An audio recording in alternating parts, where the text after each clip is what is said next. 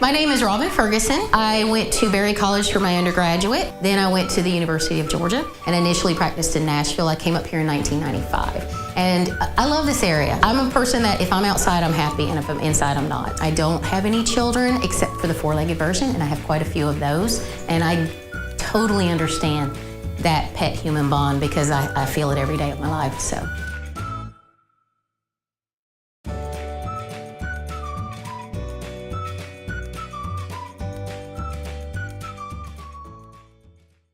So on today's episode, we're going to discuss basically anesthesia. A lot of people are scared of anesthesia, so I want to kind of explain most anesthetic protocols so that people aren't so fearful of anesthesia, because it honestly is a very safe procedure. So we're going to be witnessing a few anesthetic episodes later today.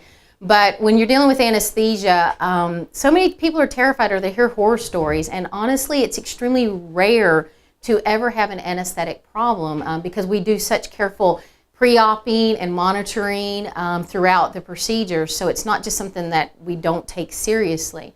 Some of the things that we do for safety, and it just depends on the patient, and your veterinarian will make the decision, all the safety protocols necessary for this particular patient. Every single patient is different.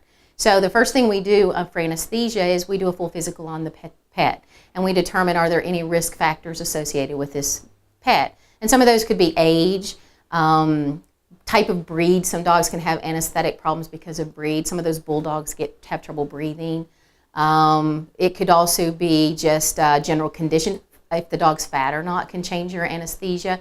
So a complete exam is done on every single patient before they're sedated. And then depending on the situation, we can add in pre-anesthetic blood work. Anesthesia has to be filtered out through the liver and the kidneys and the lungs, and so you do want to monitor those in some patients and make sure that everything is doing what it should so that these animals wake up nicely.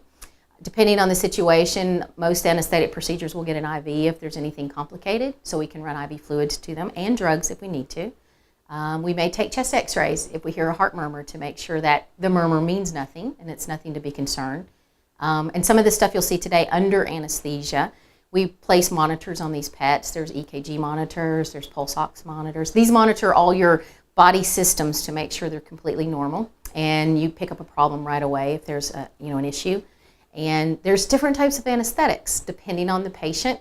We may choose this narcotic over that, or a shorter acting drug for the bulldogs that want to wake up fast, or if it's a painful procedure, we'll use heavier pain control. So really every anesthetic protocol is catered to the individual for safety. And so that's based on exams and diagnostics. Not every patient needs all that. I mean, a one-year-old dog coming in for a spay might not need any of that, but depending on the situation, we will make it safe for your pet. In my experience, it's almost unheard of to lose an animal to anesthesia that's otherwise healthy. So I always try to tell people there's such little risk with anesthesia. Don't put off spaying and neutering your dog. Don't put off dental care that they need. All of those things will shorten your dog's lifespan, whereas anesthesia is so safe today that it's really not something you need to be too concerned with. And you need to trust your veterinarian when they say your dog is going to do okay. So, and trust the procedures that they need to have done.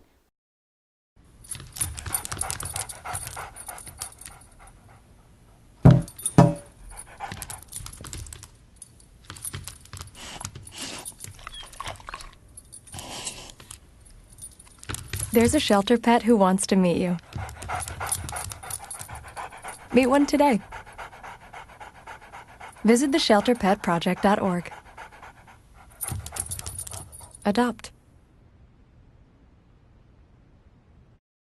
Things we talked about under anesthesia is pain control, drugs to help, what we call pre-oping. So a couple hours ago, this guy received some drugs so that he was a little calmer.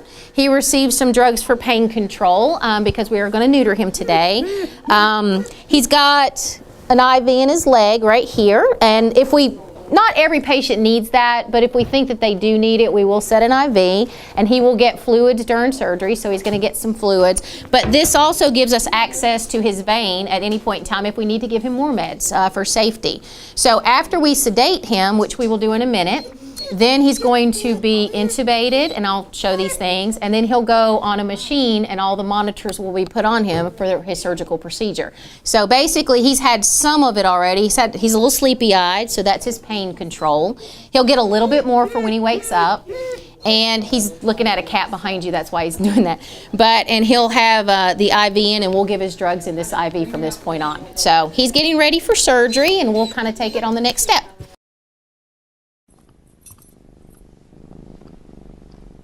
There's a shelter pet who wants to meet you. Meet one today. Visit theshelterpetproject.org. Adopt.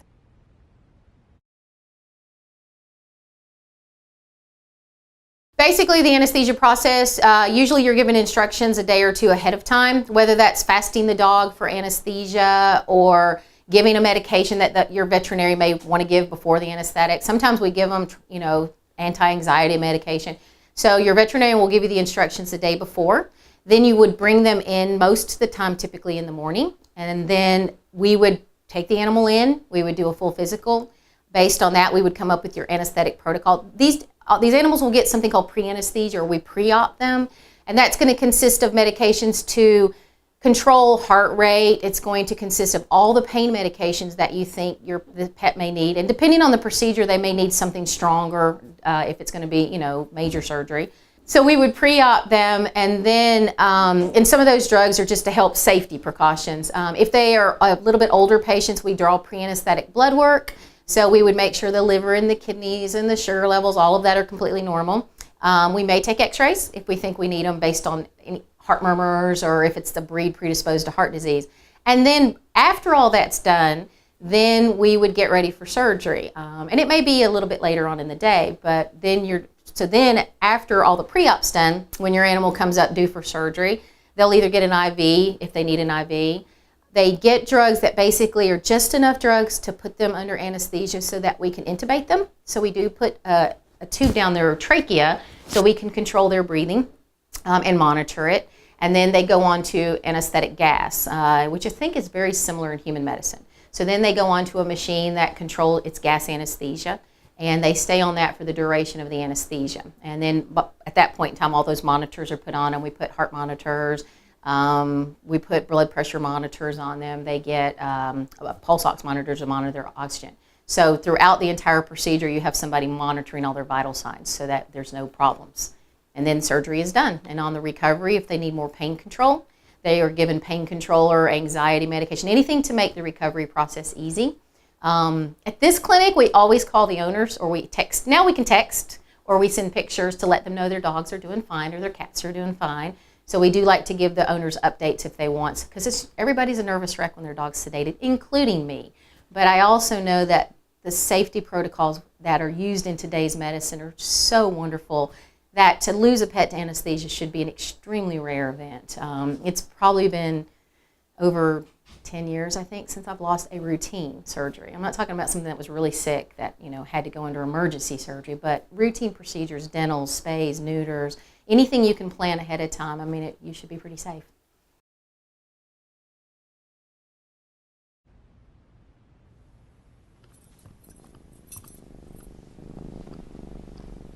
There's a shelter pet who wants to meet you.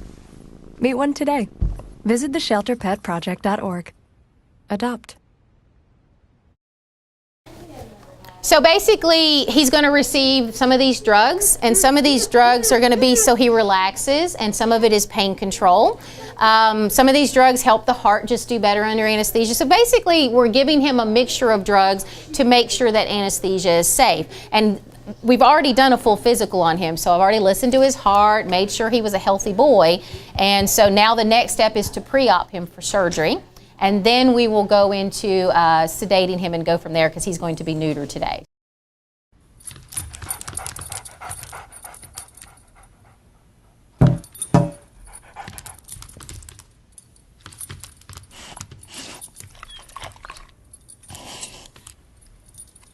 There's a shelter pet who wants to meet you. Meet one today. Visit theshelterpetproject.org. Adopt.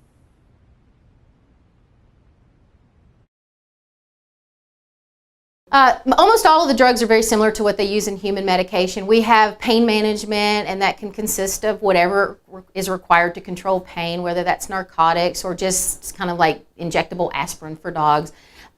We use a lot of propofol, which they use in human medicine, just whatever drugs we need to sedate them. But almost all anesthesia is then maintained under gas anesthesia because we want them intubated to control all of that. So after you get them under anesthesia, they go onto a machine with gas, which is the safest way to do anesthesia. It also, with an intubated dog or cat, if for some reason they vomited, and sometimes they get nauseous and they do that, if some reason they vomited under anesthesia, you're not at all worried about it going into the lungs because you're protecting them with the trach tube. Another thing that's done for safety is we have somebody sit with these pets until they are literally up and swallowing and lifting their heads. So that way we don't have to worry about them vomiting on recovery. Because something called aspiration pneumonia, where it goes down the wrong way and can cause pneumonia, it won't happen if you're very careful with your awakening procedures. And most veterinarians are. They'll sit with these patients until they're awake and safe. So.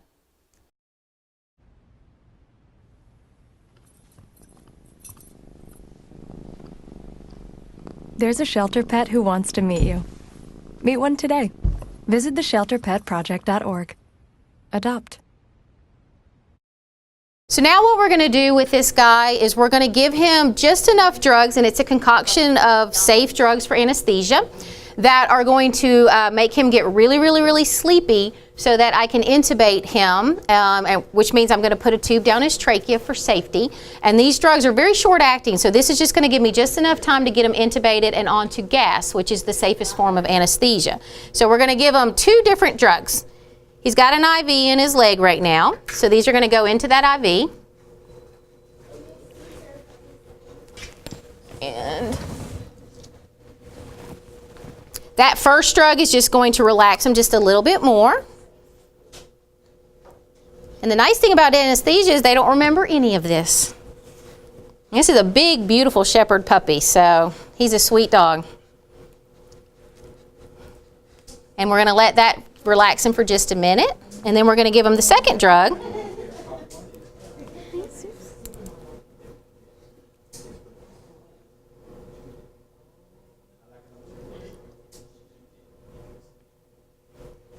Usually what we do for safety is we give them just a little bit of it, and we just see if they're relaxed enough. And it usually takes about 20 seconds, and we're just going to let him relax. He's getting really sleepy now. And then I'm just going to see if he's relaxed enough. He's still a little bit awake, so I'm going to give him just a little bit more. And all these things are for safety. We give him just enough to get him under anesthesia, but not enough to cause any problems. And then now the whole goal of those drugs was just to be able to get a tube down him. So now he's sleepy.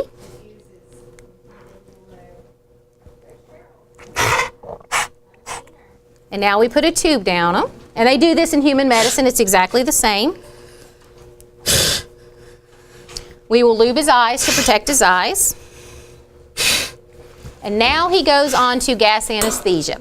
And just in a minute, we'll get him into surgery, and we'll get all of his monitors on him for safety. So for the duration of his anesthesia, now he will have a tube in his throat, he'll be on an IV, and he's going to be on gas anesthesia. So what we're going to do now is get him ready for surgery out here, and we'll move him into the surgery ward for his surgery, which will be done in just a few minutes. We'll get all his monitors on him in just a minute too. So.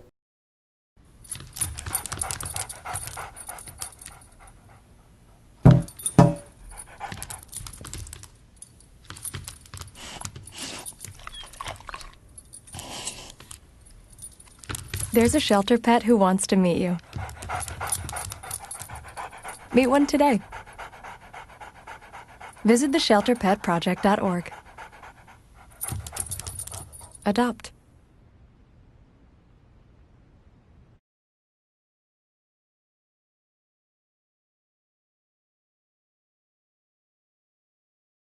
I would always say if you want to, most veterinarians will, if you're really terrified, most veterinarians will let you come back and see the surgery ward, and they'll sit down with you, or they'll have their staff sit down with you and discuss their protocols for your pet. And I would, if you're nervous, I would recommend that. Most veterinarians are excellent at this kind of stuff and do a really good job. So, but if you're nervous, have your veterinarian discuss the protocol they're choosing to on your pet, so you'll feel better about it.